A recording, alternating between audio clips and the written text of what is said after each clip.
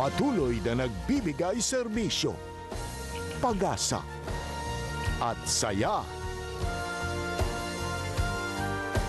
GMA Regional TV, kapuso ng bawat Pilipino.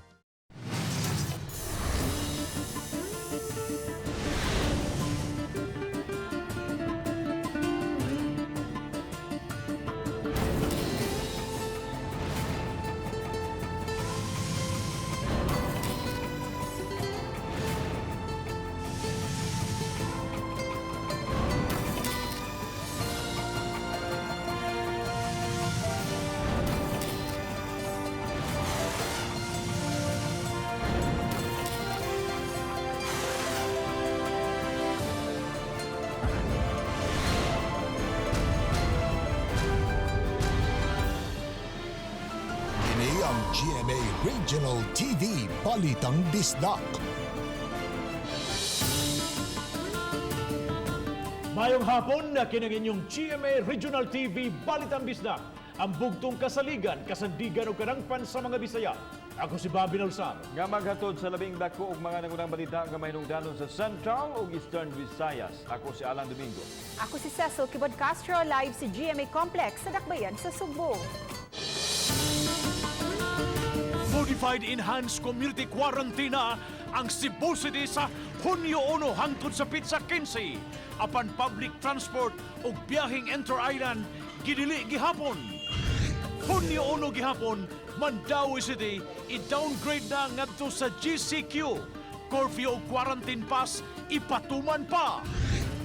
Senior citizen nga taga-poblasyon ikaduhang naka-recover sa COVID-19 sa Talisay City. Bisan risgo man nga madakpan og makamulta, multi-cab driver sa Lapu-Lapu City padayong na masahero. Pinusilay sunod sa opisina sa usa ka security agency, duha ang patay, usa ang samdan. Retiradong pulis patay sa pagpamusil sa naglakaw lang nga mamumuno. Artist nga usa sa mga gamit sa iyang mga obra, face mask.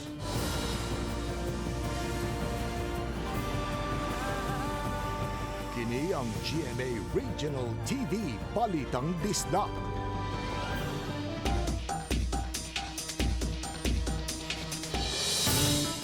Gikan sa Enhanced Community Quarantine, gihimo na nga Modified Enhanced Community Quarantine ang Dakbayan sa Sugbo. Base kini sa gipagawas nga hukom sa Interagency Task Force kon IATF.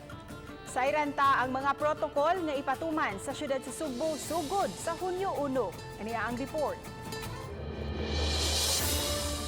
Sa press briefing sa tigpamaba ni Mayor Edgardo Labilla, gilatag nini ang protokol nga ipatuman sugod sa Hunyo 1 hangtod sa Hunyo 15 ubos sa Modified Enhanced Community Quarantine.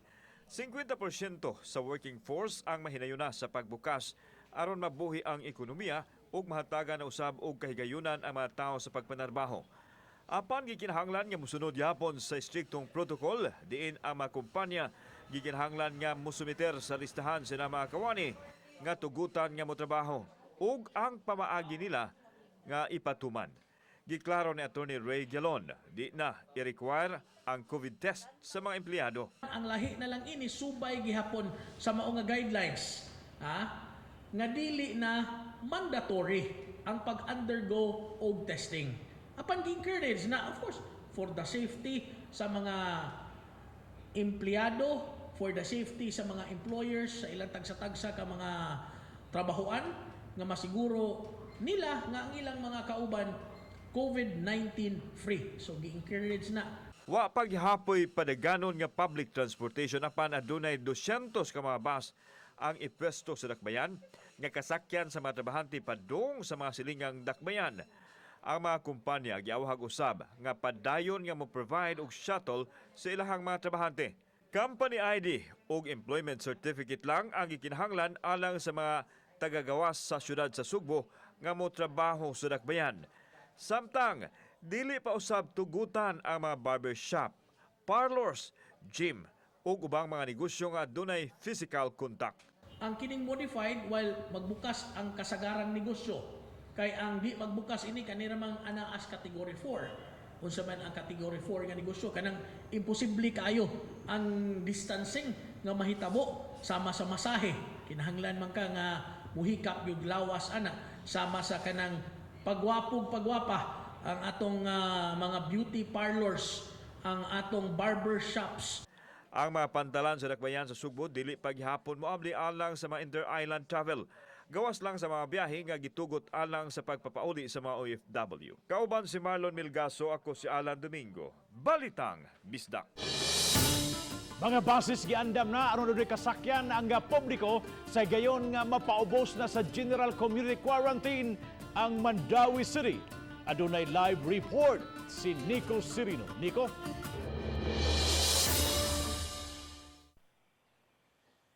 Yes, Bob, nangandam na ang Mandawi City sa transition gikan sa ECQ paingon sa GCQ karong Hunyo 1. Gihangop ni Mayor Jonas Cortez ang resolusyon sa IATF nga gipagawas kagabi. Gipahibaw ni ini nga sugod Hunyo 1 mapaubos na sa General Community Quarantine ang Mandawi City. Matud sa mayor, maglisod na ang panudlanan sa syudad kung ipadayon ang Enhanced Community Quarantine o ECQ. We cannot stay in hibernation for an extended period. Nalipay ta nga mabalansin nato ang ekonomiya, health and wealth, no? Nga ato sang tagagigayon nga ato makaigsunan nga mandawihanon o sugbuanon atong masilingan, no? Nga matagad sa nato ang ilang panginabuhi. Naus-us man ang quarantine status, gitataw sa mayor nga ipabilin gihapon ang mga palisiya sama sa curfew, paggamit og quarantine pass kung mugawas sa balay ug number coding sa mga sakyanan. Gilauman sa higayon nga mag-GCQ na, daghan na ang mubukas nga mga establishmento. Mubukas usab og 12 ka mga rota sa mga buses nga maoy kasakyan sa publiko, upat niini intercity o magtuyok-tuyok lang sa syudad. Ang uban mulaho sa mga silingang LGU, gawas lang sa Cebu City nga ipaubos pa sa MECQ. Mi-identify na ang LTFRB og City Hall ug mga designated bus stops nga maoy kahunungan sa mga buses. We made sure nga every 500 na atay bus stops. After all, di man ta mag-goal kay kuan man ni ang atong buses, no? Interval. Tag 11 pesos sa first 5 kilometers ang minimum nga plitihan sa mga buses nga mupatuman gihapon sa social distancing. Provided nga ang unloading o loading separate siya, no? Kay ang tendency gud og same place ang kuan, delikado kayo ang mga tao bitaw magsugat ang manaog, mag-ilog ang musakay. Kay ang mga bus lang ang makaagi sa mga national roads, ang mga pasahero sauna sa mga tricycle nga maoy makaagi sa mga secondary o barangay roads. Tugtan ang tricycle nga makakarga og tag-usa ka pasahero. 120 bab ka mga basis tanan ang gikataka mo biyahe sa Mandawi City paingon sab sa silingan nga mga LGU. Samtang gipahibaw sa opisyal nga dili tugtan unya ang pagbiyahe pagbalik sa mga jeepneys sa kadalanan. Bob. Nick, kaning tricycle atong iklaro ni unsa man ni kay kaniadto ra ba before sa COVID all around sila sa syudad. Karon sa mga kuana mga minor streets na lang o barangay road na lang ang mga tricycle provided nga usaray karga. Yes, Bob, sa Mandawi City, mihanay na sila og mga guidelines, Bob, nga gi-adapt pod sa sesyon sa konseho. Tag-usa ra gyud ang karga sa matag tricycle. Doon na sa di siya mga clusters bali sa mga barangays ra nga mamahimong ma-service sa usa ka rota sa tricycle, Bob. Gidili ni sila nga moagi sa mga national highways, gawas lang sa pag-cross kung doon na may rota nga maagian ang national highway. Sulod ra gyud ni sila sa mga secondary roads o kini mga barangay roads. Thank you so much, Nico Cirino, sa imong live report. Mga PUJ driver sa dakbayan sa Lapu-Lapu mirisgo sa pagpamasahero bisan kung wala pa special permit nga gi-issue sa Land Transportation Franchising and Regulatory Board LTFRB 7. Si Chelo Valiana sa report. Daw susama na sa normal nga pagpadagan sa Lapu-Lapu City kung basihan ang mga tawo nga gatapok sa labi sa City Hall. Mga natangkong sila sa dakbayan nga gusto nang muuli balik sa tagsatag sa nila ka mga dapit. Itandi sa milabay mga adlaw nga maglisod sila sa ilang kasakyan karong adlaw daghan ng mga PUJ nga namasahero. Gawas sa mga PUJ na masahero usab ang modern jeepney nga nahatagan na og permit sa LTFRB. Hinuon gipahibaw ni Ray Cosep, traffic enforcer sa City Traffic Management System kon CTMS, nga wa pa mabalik ang gidaghanon sa mga multicab nga mga namasahero. Apan miangkon nga why special permit nga na-issue ang LTFRB alang sa mga multicab. Mao lagi kung mga operasyon na sila, wala pa man sila tukuti sila nga kung wala special permit. Ganihang buntag, nagpusot-pusot ang mga PUJ nga milabay sa City Hall. Adunay ibang multicab nga daghang pasahero apan sagad kanila nga mingaw. Nasayod sila nga makamulta tungod kay namasahero man nga why special permit gikan sa LTFRB. Apan may risgo na lang aron may makaon ang ilang pamilya. Oh, naaman. Pero process na ni kanang kuan na siya kanang na process na ni siya. Sa sana kanang online. Wala mo may kanon sir. Sa si kanon na mo sir. GCQ ka tagikan ko ni karon GCQ. Bakit kami mga driver wag kami ayuda gali. Uban ni Godfrey Rilien, Chelo Valiena, Balitang Bisdak. Sa 44 ka mga kaso sa COVID-19 sa dakbayan sa Talisay, duha na ang naka-recover. Si Lian Sinkulan sa report. Si patient number 8, usa ka 60 anyos nga babae nga taga-barangay Poblasyon, ang bag-uhay lang naka-recover sa COVID-19 sa dakbayan. Siya ang ikaduhang recovered patient, sunod kang patient number 3 nga taga-barangay Dumlo nga naayo na sa miaging semana. Gipahibaw sa mayor nga na-discharge na ang maong pasyente gikan sa usa ka pribadong ospital niadtong Mayo 24. Gitest og migawas nga nagnegatibo na sa COVID-19. She got home, then we're happy that she has recovered. Nag-discharge siya sa hospital, then nakakuha na siya negative result. Nakauli na kini sa ilang panimalay ug may desisyon nga mopaubos gihapon sa laing 14 ka adlaw nga quarantine isip safety precaution. Samtang naka-isolate pa gihapon ang laing mga pasyente nga nagpositibo human nakakontak ang patient number 8 kaniadto. Mga contact niya remains positive and they are isolated, but siya gi-isolate sad siya karon because nag self lang siya na another 14 day. Walay natala nga bag-ong kaso sa COVID-19 kagahapon. Apan gipaabot pa sa Talisay City ang resulta sa pipila ka mga swab test nga napahigayon. Uban ni Renate Quiñones, Lian Sinkulan, Balitang Bisdak.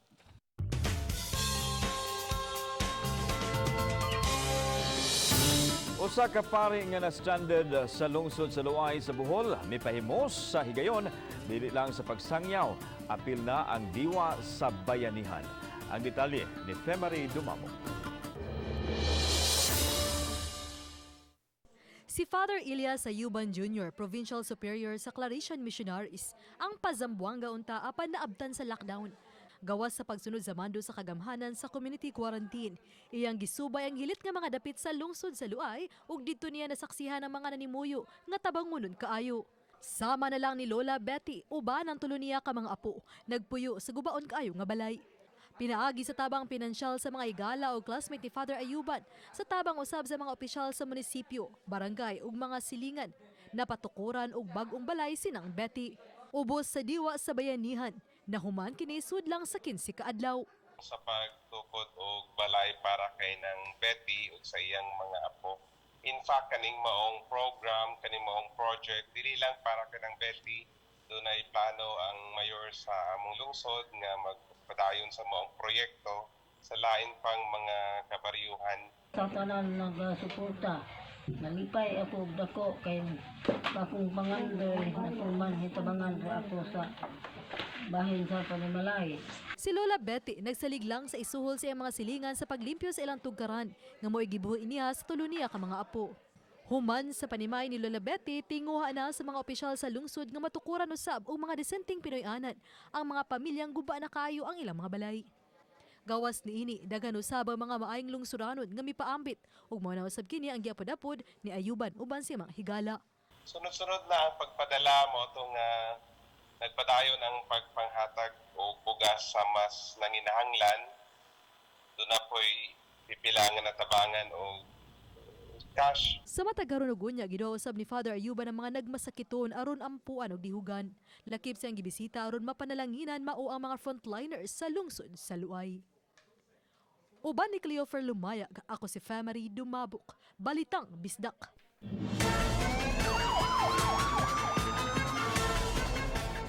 Duha ang patay sa Pinusilay sud sa usa ka opisina sa usa ka security agency sa Dakbayan sa Mandaue. Suspect ang usa ka gwardya nga gituang nagpakamatay usab human nihimo sa maong krimen. Si Nico Sereno sa report. Pasado alas 8 kaganihang buntag gialarma ang pagpamusil sud sa usa ka building sa AS Fortuna, Banilad, Mandaue City. Nahitabo ang insidente sa opisina sa security agency sa second floor. Sa inisyal nga investigasyon, usa ka gwardya nga wa pa mailhi ang giingong namusil sa iyang labaw. Lakip sa gituohang gibirahan niini ang babay nga gwardya nga nagbantay sa ground floor. Kinukuha pa nga natin yung motive para malaman natin kung bakit nga siya nag-amok at bakit nga siya namaril dito sa building na to. Giila ang biktima nga namatay si Benedicto Sumagang, Operations Officer sa agency, kinsa usa ka retirado nga pulis. Samtang ang babaeng gwardya si Jessie Lisa, 31 anyos, gidala sa ospital. Wa pa mailhi ang suspect nga gituohang naghikog pagkahuman sa krimen. Gisusi pa sa kapulisan ang hinungdan sa hitabo. We are still looking for CCTVs kung meron bang present dito sa building na to. Kung if-ever naman na makuha tayo na CCTV, mas maganda to para masolve agad natin yung kaso kung ano ba talaga ang pinagmulan o pinag-ugatan ng pangyayaring to. Uban ni June Solon, Nico Sereno, Balitang Bisdak. Nakiktigom na si Talisay City Mayor Samsam Gulya sa mga opisyal sa Dakbayan aron pangandaman ang pag-downgrade sa Modified Enhanced Community Quarantine ngadto na sa General Community Quarantine. Gianay karon sa Dakbayan ang sistema nga ipatuman kung ubos na ang Dakbayan sa GCQ sugod sa Hunyo 1. Lakip sa gipangandaman sa Dakbayan ang transport sector kung unsay angayang buhaton alang sa pagdagsa unya sa mga pasahero. Hinuon unsa may ipagawas nga executive order sa Kapitolyo, igo na lang silang mupatuman niini. Ang ako na lang giingon, people need a little sense of normalcy back. So mag-GCQ tingali, and as the IITF said, maybe we individual ECQs in certain puruks or barangays where there's a big chance of community transmission. Karong adlaw gisaulog ang Philippine Flag Day subay kini sa Presidential Proclamation number 31 o 374 nga gipatawag niadtong Mayo 28 tuig 1965. Sa misunod nga mga balaod nun, ginugwayan ang National Flag Day hangtod sa Hunyo 12. Usa kini sa pahinumdom sa National Flag Day sa liwanan ning pandemic karon sa COVID-19. Ang social media account sa Benevolent and Responsive Alliance of Valiant Eagle Scouts sa Laguna Bravo dinhi sa Sugbo, ang PSP Capitol Hills Scout Camp sa Barangay Kanonasan sa Dakbayan sa Sugbo mipahinumdom usab sa ilang social media account kabahin sa National Flag Day. Ang National Flag Days subay sa kadaugan sa Pilipinas patok sa kasundaluhan sa Espanya nga nahimo nang nagbaniog nga Battle of Alapan sa Imus, Cavite ni adtong May 28 nadtong 1879 o 98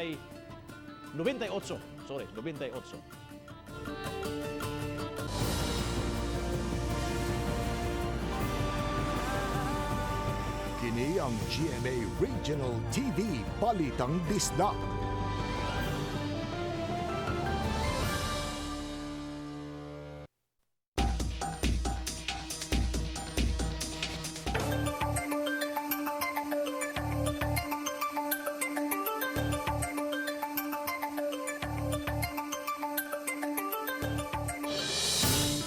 Miabot na ngadto sa 471 ang COVID recovery sa o nangaayo gikan sa coronavirus disease dinhi sa Dakbayan sa Sugbo.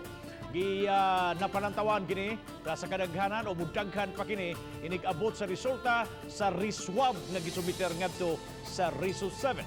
Ani ang report. Silang 23 ka mga COVID asymptomatic sa sitio negative Barangay Carita nga naka-recover na gikan sa coronavirus base sa resulta sa ilahang reswab. Gipapauli na sila mga Pinoyanan karong adlaw. Kabahin sila sa 471 ka mga recoveries nga natala sa Dakbayan sa Sugbo. Gani karong adlaw lang adunay 77 ka mga nagnegatibo na sa virus nga naglakip sa Barrio Luz nga adunay 62, Bakayan 8, Suba 3, Punta Princesa 3 ug Labangon 1. Daghang nalipay nga mga pamilya ani kay mabalik na sa ang ilang mga minahal sa kinabuhi nga nag-positive gumikan kay naka-recover na o nag-negative sa pinakawahi nga swab testing kung diin igawas ang resulta sa PCR machine. Samtang napunan og 42 ang nagpositibo sa COVID sa syudad nga mihatod na sa 2,055 ang sumada. Apil niini ang 22 gikan sa Barangay Pasil.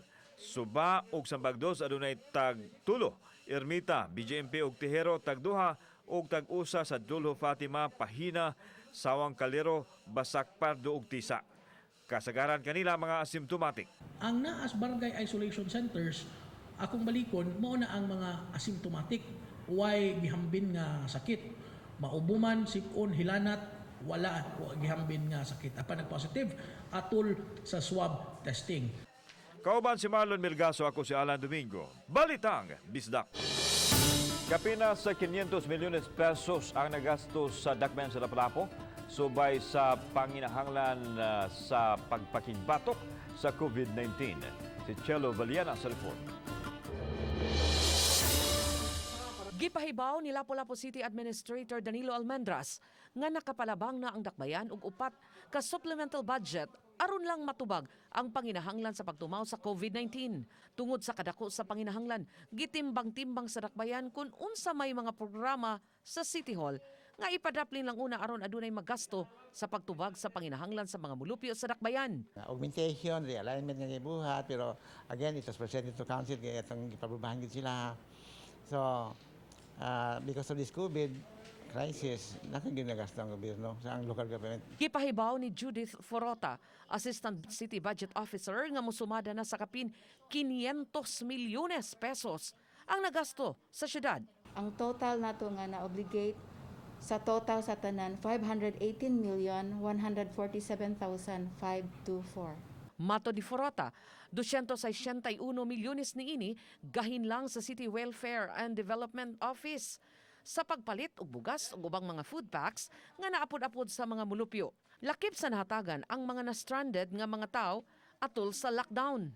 Nag-appropriate tag 261,932,500 pesos ug na-obligate halos nahurot na jud. Migasto na usab ang Disaster Risk Reduction and Management Office og 22 milyones pesos sa ilang gahin sa nagpadayon nilang pakig-away sa COVID-19. Gipasabot ni Forota, gikuha nila ang gahin sa surplus sa miaging tuig ug sa ubang mga proyekto sa nanglabayng katuigan. Dugang pahibaw ni City Administrator Almendras nga way gigasto ang dakbayan sa mga OFW nga miabot agi sa Mactan Airport.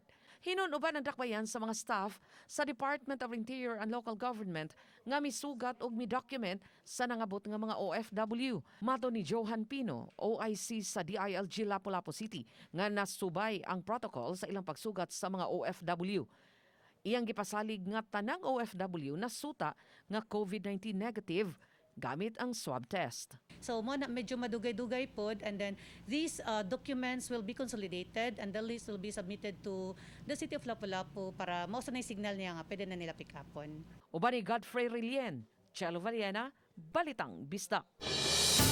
Pipila ka mga residente sa usa ka sitio sa barangay Dumlog sa Dakbayan sa Talisay nga anaa magpuyo daplin sa dagat, iyahay og diskarte aron di gayud makalapas sa lagda samtang natambalan ang kainit sa panahon. Si Lian Sirkulan sa report. Ubay-ubay nga mga residente ang namuyo sa City Ubaybay Barangay Dumlog sa Dakbayan sa Talisay. Diin pipila katikang lang yun. Dagat na ang imong matumban. Apan tungod kay gipaubos lang una sa MECQ kun Modified Enhanced Community Quarantine ang Dakbayan. Gidili una ang pagtampisaw sa tubig. Gani kun kaniadto, sayon kaayong makasawom sa dagat ang mga bata. Apan karon, kitiw-kitiw lang una sa mama, inay sa dagat. Gumikan usab sa kainit sa panahon. Diskarte na lang kun unsay itambal ni ini. Sama sa 8 anyos nga si Crislin Biliones, nga kanunay magbitbit sa iyang kabuog balde. Mao nang ang uban magtapok na sa puso nga anaa sa maong sitio. Matud sa iyang amahan, nga sa usa ka adlaw, kaupat siyang magbalik-balik sa puso aron maligo. Kaupat ko maligo sa puso. Kay init kay bawal may kay maligo sa dagat. Gani ang uban, gihimong mini swimming pool pa ang planggana. Hinuon gitataw sa mga residente nga wala man hinuon nila masinati ang kanihit sa supply sa tubig ug abunda sa tab-ang nga tubig ang maong puso. Oh, gawas og okay ra ni siya magamit ra gyud. Kung may time nga maguba, ilan patabangan na po nila ayo dire. Kay para magamit ko may lain ka ko tubig. Dire ra kita sa puso. Apan matud sa purok president nga may mga pipila gihapon nga usahay magmagahi sa ilang mga ulo, mao nang magbantay usab ang mga presidente sa nagkalain-lain purok. Kung nadto akong purok, kinina niya, naaman sa gudiri, murag, kuan kayo usay mo, panahon na ako maato ko dito sa Baybayon, kung ako inon mga ginikanan, badlungan ninyo mga anak. Uban rin natin Quinones, Lian Singkulan, Balitang Bisdak. O sekretadadong pulis ang gipusil patay sa naglakaw rang mamumuno sa Sintio Camp Marina, Dakbayan, Barangay Kalunasan ng Dakbayan, Sugbo, kaganihang udto. Ang report ni Free Marie Dumamo. Dead on the spot is PO3 Brasilio Borinaga, 51 anyos, usa ka retiradong pulis. Human siya po sila sa giingong nagbinugtong mamumuno nga naglakaw. Nahitabo ang pagpamusil alas 12:30 kagayang udto, dihang nanaog sa sakyanan ng biktima. Matod sa asawa sa biktima, gikan silang nangumpra ug miuna lang siya og kanaog aron makaluto og paniudto. Nakadungog na lang siya og buto-buto sa armas. Matod ni Antonio Calabroso, katabang sa magtiayon nga nagpasud siya sa mga pinalit sa dihang nadungog ang buto. Ug mo na lang nakita nga giposil na sa naka-face mask nga mamumuno kinsa yano ra nga naglakaw. Pagtalikod na ako, paglakang ko mga duha ka lakang. Buto man. Nakasudo ka diri, pagdahan. Nadya ko, paglingin ako, tao man. Apitan ako ma. Pagan? Lakaw naman ko dire sa ko. Kung amo pa na tanaw na CCTV, pero sunod siya asawa, ang tulong nila ka CCTV, wala mga function, ang basin sa mga silingan nga CCTV makakuha ta. Mga samad pinusilan sa ulo, likod sa lawa, sugbukton ang hinungdan sa kamatayon sa biktima. Unom ka empty shell sa kalibre 45 ang armas na nakuha sa crime scene. Blanco pa ang kapulisan sa motibo sa krimen. Human nga matod sa asawa nga way kontra ang iyang bana. Hulyo pa sa miaging tuig nag-early retirement sa pagkapulis si Borinaga kinsa kanhisakop sa Cebu City Police Office ug katapusang na destino sa Cordillera Region. Uban ni Cleofer Lumayag, ako si Famary Dumabok, Balitang Bisdak. Laing tulo ka mga kaso sa COVID-19 ang napuno sa Mandawi City. Sa abiso nga ilang nadawat gikan sa Department of Health, duha ka mga kaso ang gikan sa Barangay Magikay ug usa sa Barangay Paknaan. Ang usa sa Magikay ug ang sa Paknaan nakumpirmar pinaagi sa swab testing. Ang maong mga pasyente una nang nagpositibo sa rapid testing sa mga saghimo sa syudad. Gi-decontaminate na sa syudad ang panimay sa mga nagpositibo. Human mitapos sa gikatakdang mga adlaw sa quarantine, mi-graduate na ang 41 ka mga residente sa Barangay Bakayan ning syudad sa Sugbo. Nasuta usab nga negatibo silang tanan sa mga swab test ug nagpakita nga wala nay infection sa COVID-19. Nakatabang kaayo nga na-isolate ang ilang kadasig taliwa sa hagit ug pagsuway nga ilang naagian. Labaw sa tanan ang hugot nga pag-ampo sa kahitasan. Mga hamtong bata uban ang ilang mga ginikanan malipayon nga midawat sa ilahang certificate. Sa ilang pagbalik sa ilahang tagsa-tagsa ka mga Pinoyanan, bit-bit usab ang mga hinabang. Mapasalamaton usab kaayo ang kinatibuk-ang mga opisyal sa Barangay Bakayan sa tanang mitampo ug mipaambit sa ilang grasya nga makalabang ngadto sa mga nagpositibo. Gipaabot nga makarekomendar usab nga malibkas na ang lockdown sa Sitio Kasagingan.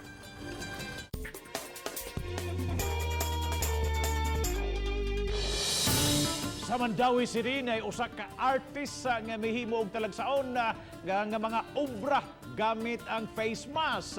Iya ra kining hunahunaan bunga sa iyang pagstay at home o pinaagi sa pagparelax. Ang report ni Nico Serino. Sa ilang panimay sa Barangay Kabangkalan, na busy ang artist nga si Neil pagpaint sa iyang mga obra. Ang iyang gitrabaho, bersyon sa cafe scene at night sa sikat nga artist nga si Vincent Van Gogh apan dunay Pinoy touch.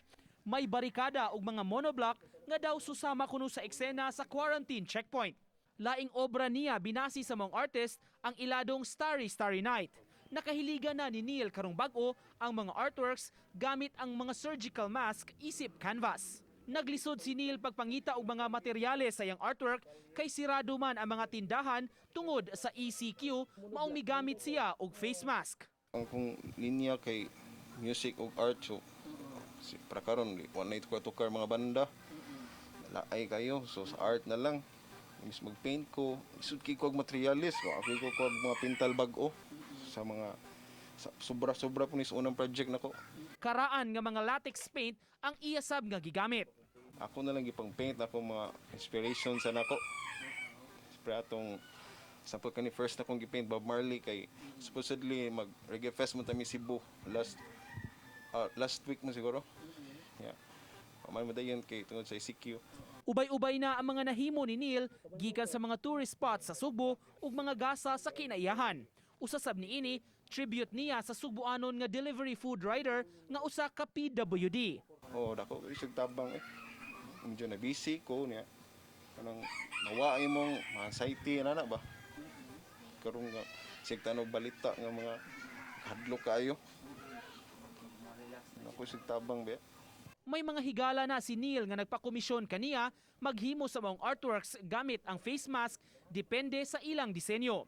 Giklaro hinuon sa artist nga ang iyang mga hinimo dili na magamit o masulob ang mga mask apan magsilbi man sab kini nga souvenir karong panahon sa COVID-19. Uban ni June Solon, Nico Sereno, Balitang Bisdak.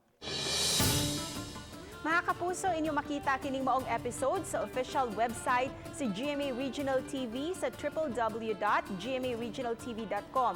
Bisitaha usab ang atong official YouTube channel, GMA Regional TV, ug i-click ang subscribe button alang sa mga init ug mga nagunang mga balita ug kasayuran gikan sa mga rehiyon.